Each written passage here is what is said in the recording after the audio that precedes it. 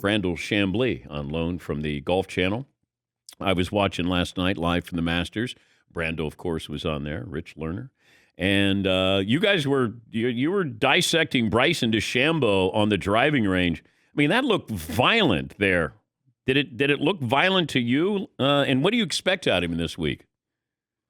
His club head speed the other night was 154 miles an hour. To put that in perspective, Dustin Johnson is 119 miles an hour.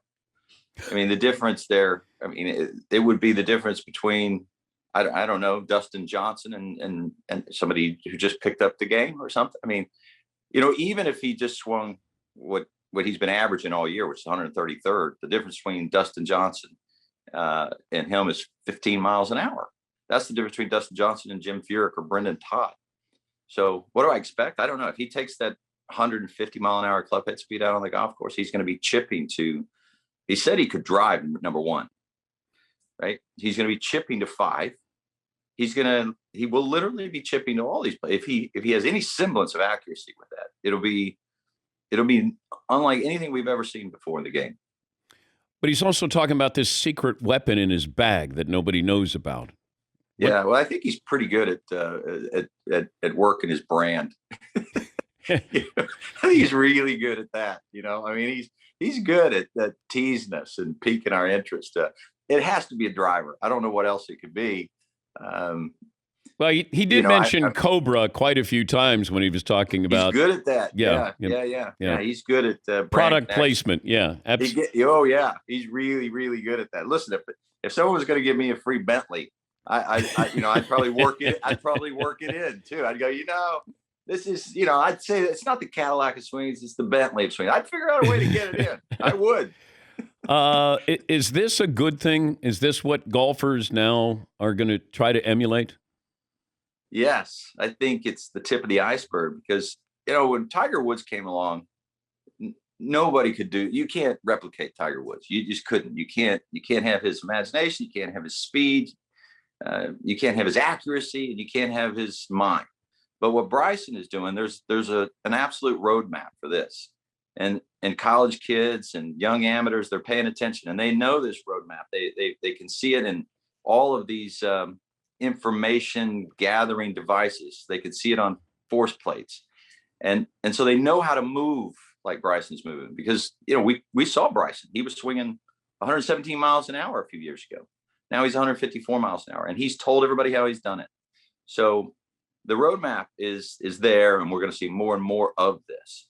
And is it good? I don't know. Everybody leans in when he's hitting the driver and they watch and the ratings go up when he plays. Well, it feels like he's the new star. Like Jordan Spieth's back. Justin Thomas is always interesting. Rory's interesting. Dustin can be great, but, doesn't move the meter. Jon Rahm.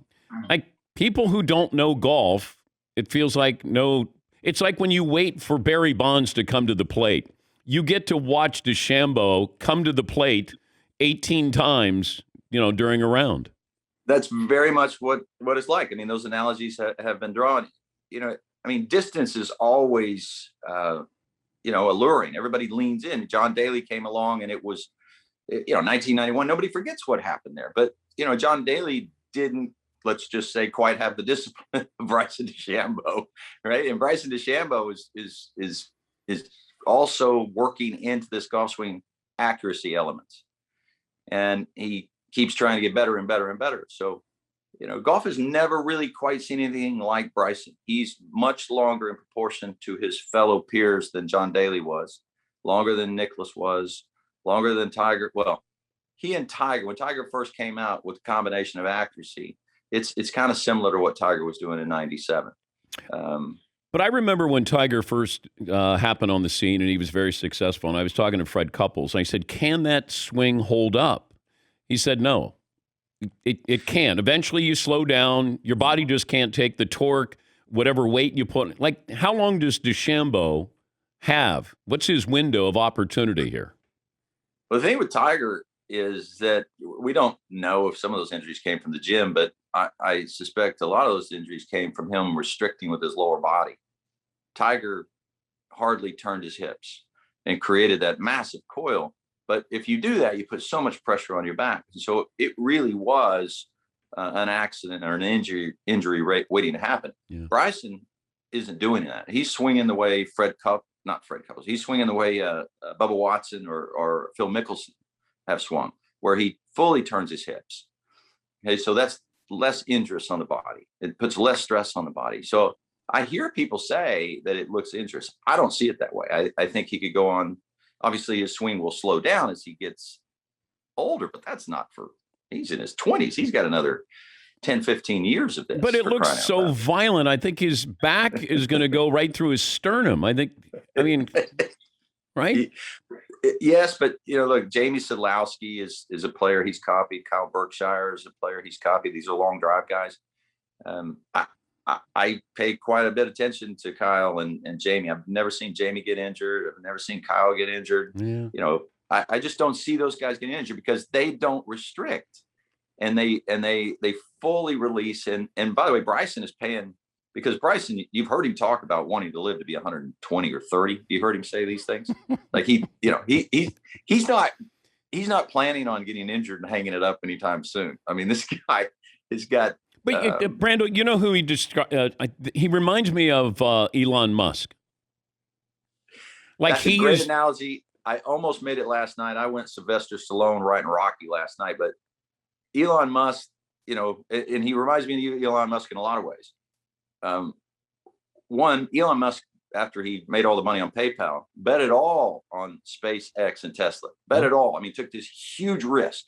Everybody thought he was crazy, and it paid off. Bryson bet it all on this golf swing because he was making millions of dollars and having a nice career, but he bet it all on this. He could have shuffled off into oblivion. And then when Bryson talks, you can't quite understand what he's talking about. You have to go do Google searches. And that's the same when Elon Musk talks. So they're innovators, they're creators. I saw a quote from Zuckerberg the other day, and it said something like, the only real risk in the world today is not innovating. I mean, that is the strategy to fail, because there's so much information and so much access to information. If you're not ready to change and take risks, and that is a recipe for failure. And that's Bryson DeChambeau. That's Elon Musk. Is DeChambeau liked on tour? I think so. I mean, there's probably a few that are, probably roll their eyes when he starts talking. But I've never seen, like, if anybody gets paired with Tiger or Phil, you watch them, they walk down the fairway. If there's 2 or 3 guys that are playing golf with Phil or Tiger, when they're walking down the fairway, the other guys are turned looking at them. Okay. There's no question who the big cat is in that group. The Tiger and Phil, when they get paired with Bryson, and Bryson's walking down the fairway, they're turned looking at him. They're talking to him. They're asking him questions because he's the guy who's done all the research. Nobody's done the research the way Bryson has, not from a player's perspective. Any information on Tiger? No, probably nothing other than what you've heard. I've been following a doctor, an orthopedic, who puts these great posts on Twitter, these great threads about what Tiger is likely to be going through. But I guess as he said, is no news is good news. If there was anything going on that was bad, we would have heard about it. And so the whole golf world held its breath that day, and we're all crossing our fingers that he heals up beautifully and makes a comeback. Yet again, another comeback would be tremendous. Before I say goodbye, with all the nice things you were saying about Bryson DeChambeau, who's your pick? I'm going to pick Justin Thomas. There's differences between those guys. I think Justin has, a little bit more creativity in his game, and he works the ball left to right. Over the last 2 or 3 years, he's been the person who's hit more greens than anybody else at Augusta National. So, and that matters more. I mean, you always hear about how putting is so important at Augusta. Of course, it's important everywhere, but it's about 4th on the list at Augusta. First things first are strokes gained tee to green, and nobody's better than Justin Thomas in that regard at Augusta National. That's my pick. Brandel, great to talk to you. We'll be watching live for the Masters coming up later on today. Thank you. Thank you, Dan. Always nice talking to you. Cheers. That's Brandel Chamblee, Golf Channel analyst. You can catch live for the Masters on Golf Channel for extensive daily coverage today and through the final round there.